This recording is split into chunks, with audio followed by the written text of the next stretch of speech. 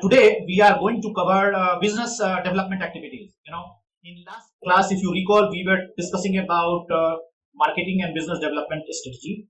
In that, we have covered a variety of things, including online marketing, including online optimization, including development of websites, how to manage contents, and also we have covered photographs, etc.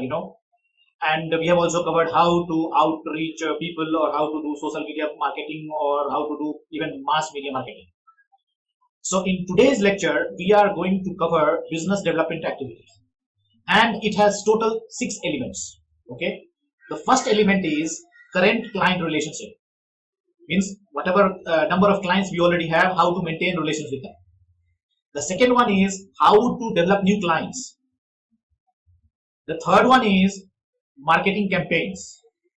So this directly takes us to development of our booklets and brochures. If we are not having that, we will not be able to do campaign at all. And the fourth one is comparative analysis. What comparative analysis? Comparative analysis of your competitors. What is there is the demand in market, and how much supply is there. Okay. And apart from these comparative analysis, we also have to understand what is market research. We have to do some research to understand where we are ourselves. And in order to achieve comprehensive goal of business development activities, the most important part is to do networking. So if we do not have networking, we will end up losing variety of things. So let's start with our the first part, and that is current client relations. When you already have a client, that means there is always a kind of relationship carrying forward. So in order to carry forward your relationship with the client, you have to understand that we cannot afford to lose a person who is already in relationship with you as a business partner or a business person, because making one client is a very tough task. And in order to maintain a relationship with them, there are lots of things that we have to do. And the first and foremost thing is you should not lose the contact or relationship with the client. Means you have to follow them always.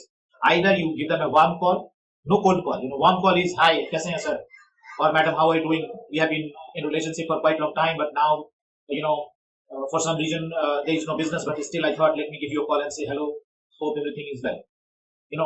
So this kind of a call is something which is warm call. People remember you as a good person, as a good connector. Similarly, we can go and meet face to face, and once we meet, we go and talk.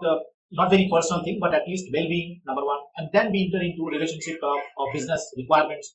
If there is any future requirement coming, or if there is something that they are still planning, but they need some idea, you have to prompt them that you can do this or you can do that, and they would like to listen to you. If you are an expert, and if you go and talk to them and tell them that these are certain things that you may plan or do, it can be advantageous.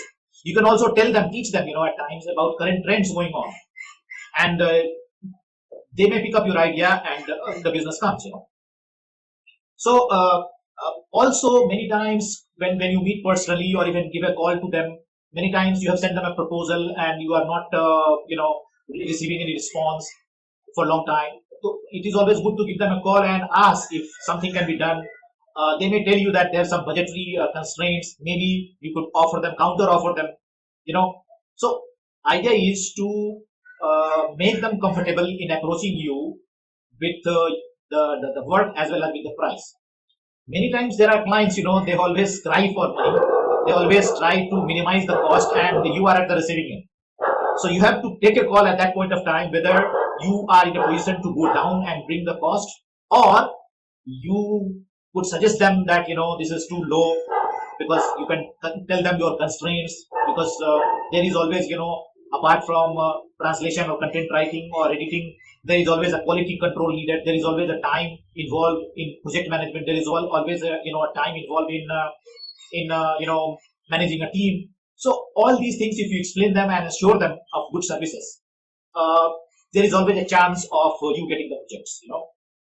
And the moment generally these things happens when you are either business is low, or when you already have a team, you want to engage them. Then the marketing material which was prepared, let's say 2 years ago or 3 years ago, you would like to update them because you have developed new clients. There are some new verticals that you have developed, or you are in the process of developing those verticals. So, these are points that must be upgraded and explain to the client, that based on your need, we have also developed a new team which may be useful for your, content part. Many times you could also add, certain points like web development or diversification of your activities, or even many times video editing, storytelling, or even market research activities, because these are all interlinked activities. You could, with certain tweaking, you could easily switch over to these areas and specialize in them as well, because these are all intellectual activities, and that's how these things are very important.